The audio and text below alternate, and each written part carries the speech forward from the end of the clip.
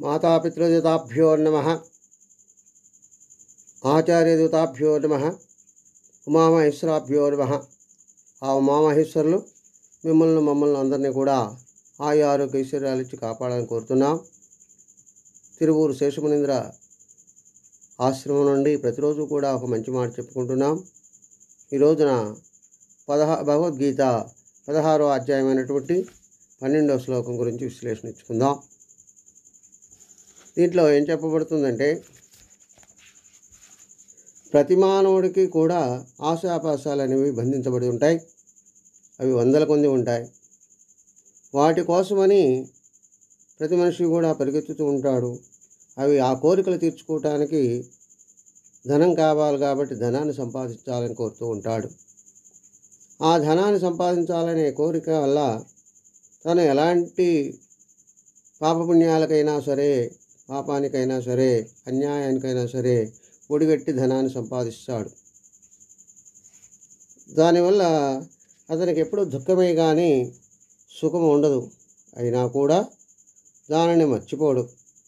ఆయనకున్నటువంటి ఆ మానవునికి ఉన్నటువంటి కామ క్రోధ మాత్సర్యముల వల్ల తను ఆ విధంగా చేస్తూ ఉంటాడు. కనుక అలా సంపాదించినటువంటి, అన్యాయంగా సంపాదించినటువంటి, ఆర్జించినటువంటి ధనము ఎప్పుడూ కూడా ఆ మానవుని ఇబ్బంది పెడుతూనే ఉంటుంది. ఆ విషయం అతనికి తెలియదు.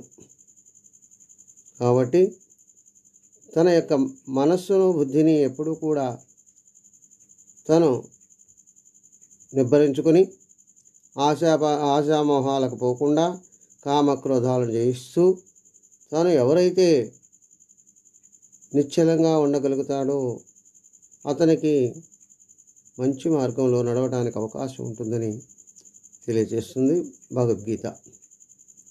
కనుక ఈ యొక్క గీతలో ఉన్నటువంటి సారాంశాన్ని, ఈ యొక్క శ్లోకంలో ఉన్నటువంటి సారాంశాన్ని అందరూ కూడా గ్రహించి తన యొక్క మనసును నిగ్రహించుకొని ఎప్పుడూ కూడా మంచి మార్గాన్నే ప్రయాణించాలని కోరుతున్నాం. దేనికంటే మనలో కామ క్రోధ మద మాత్సర్యమైనటువంటి మన యొక్క పాపాన్ని చేయడానికి అవి ప్రోత్సహిస్తాయి. కాబట్టి వాటి యందు చాలా జాగ్రత్తగా ఉండాలని కోరుతున్నాం. స్వస్తి. సర్వే జనా సుఖినో భవంతు.